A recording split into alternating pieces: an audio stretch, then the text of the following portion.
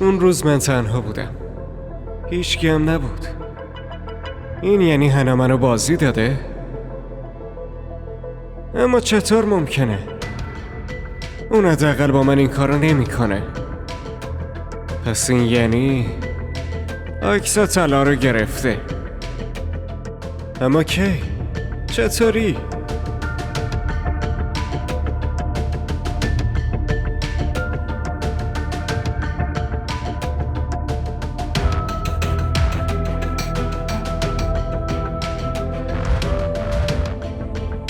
الو هنا،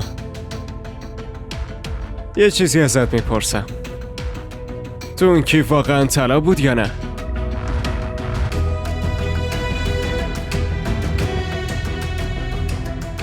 نه چیزی نیست.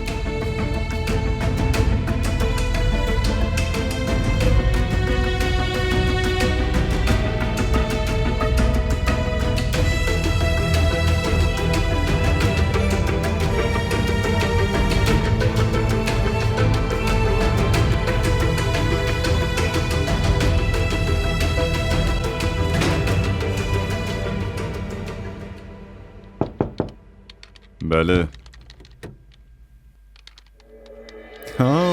اسمی چطوری؟ کاملا خوب.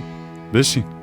بگو چایی میخوری یا قهوه؟ راستش داشتم از اینجا رد میشدم، گفتم تو رو هم ببینم. میخوام ناهار بخورم. منو ببر ناهار. ناهار؟ چرا؟ مگه اولین بار میشنوی؟ ناهار، اونم یه رستوران خوب. باشه میریم. فقط یه ایمیل کوچیک دارم. تو بشین اینجا.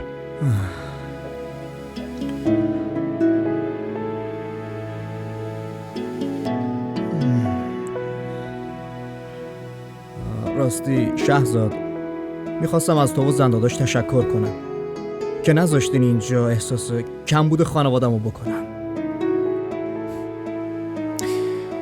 این یعنی تو ما رو خانواده خودت نمیدونی؟ نه بابا، منظورم این نبود. حالا تو کارتو تموم کن، راجبش حرف میزنیم. باشه.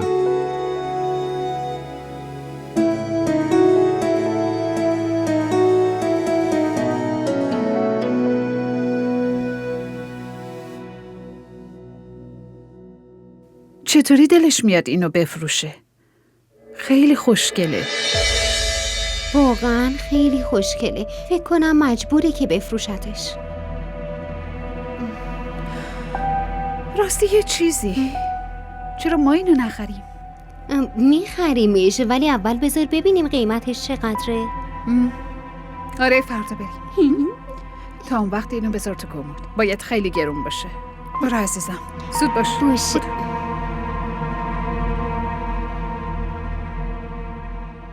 اینو از کجا آوردین؟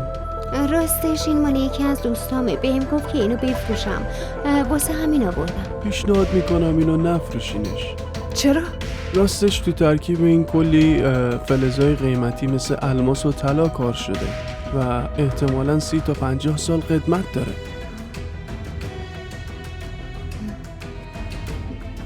حالا باز بخوایم بفروشیمش قیمتش چنده؟